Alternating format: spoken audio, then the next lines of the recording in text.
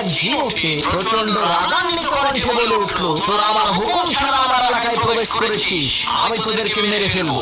জিনের এই কথা শুনে তিন বন্ধু হাউমাউ করে কান্না শুরু করে দিল। তাদের কান্না দেখে জিন বলল, ঠিক আছে, আমি তোদেরকে একটা সুযোগ দিচ্ছি, তোরা এক একজনে এক একটা জিনিস পানির মধ্যে ফেলে দিবি। আমি যার জিনিসটা তুলে আনতে পারবো তাকে মেরে ফেলবো, আর যার জিনিসটা তুলে আনতে পারবো না তাকে ছেড়ে দেবো। ইন্ডিয়ান লোকটি বন্দুকের একটি বুলেট পানিতে ফেলে দিল। সেই জিনটি পানিতে ডুব দিয়ে সাথে সাথে সেই বুলেটটি তুলে এনে ইন্ডিয়ান লোকটিকে মেরে ফেললো। আর পাকিস্তানের লোকটি একটি সুই ফেলে দিল। জিনটি পানি থেকে সুইটি তুলে এনে পাকিস্তানের লোকটিকেও মেরে ফেললো। এবার বাঙালি লোকটি পকেট থেকে একটি স্যালাইনের প্যাকেট বের করে সাগরের পানিতে ঢেলে দিয়ে বলল, এইবার লও ঠেলা।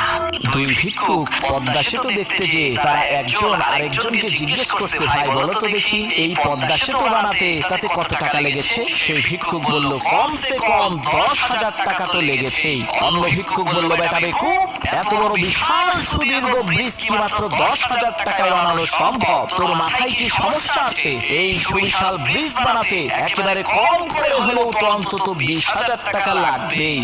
একটি মাছ তার বাচ্চাদেরকে বলল, হে আমার কলিজার টুকরা সন্তানেরা, তোমরা ভালো করে শোনো, তোমরা আমার হুকুম ছাড়া কোনো খাবার খাবে না, কারণ কিছু খাবারের মধ্যে বড়শি আছে, আর ভুল করেও যদি সেই বড়শিযুক্ত খাবার খেয়ে ফেলো তাহলে কিন্তু মনুষ্য জাতি বড়শির ছিপ ধরে একটানে তোমাদেরকে পানির মধ্য থেকে ডাঙায় তুলে ফেলবে। তারপর তোমাদেরকে টুকরো টুকরো করে ফুটন্ত তেলের মধ্যে ভাজি করে খাবে।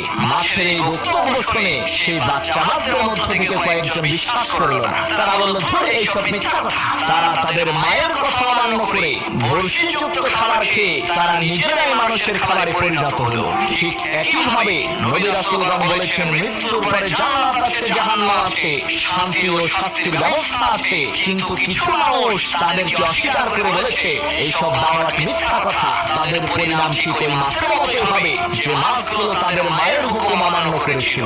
এক নদীতে থাকতো এক শক্তিশালী বাঙালি জিন। একদিন হঠাৎ করে একটি ভারতের জিন এসে সেই বাঙালি জিনকে বলল, তুই আজ রাতের মধ্যে এখান থেকে সরে যাবি, আগামী কাল থেকে এই নদীতে আমি রাজত্ব করব। ভারতের জিনের এই হুমকি শুনে বাঙালি জিনটি একটি জেলের কাছে গিয়ে বলল, ভাই তুমি যে এই নদীতে মাছ ধরো, আজ পর্যন্ত আমি কি তোমাকে কোনো কষ্ট দিয়েছি? জেলে বলল, না তা তো দেয়। তখন সেই বাঙালি জিন বলল, তাহলে আজ রাতে তুমি আমাকে একটু সাহায্য করো, আমি ভারতের এক জিনের সাথে লড়াই করব। তখন আমি তোমাকে ডাক দিয়ে বলবো, বড় ভাই আপনি আসেন। তুমি তখন বলবো, ওরে ধর আমি আসতেছি। জেলে বলল, ঠিক আছে। কথা অনুযায়ী রাতের বেলা বাঙালি জিন আর ভারতের জিনের মধ্যে তুমুল লড়াই শুরু হয়ে গেল। এমন সময় বাঙালি জিন বলল, বড় ভাই আপনি আসেন। তখন জেলে বলল, ওরে শক্ত করে চেপে ধর আমি আসতেছি। এই কথা শুনে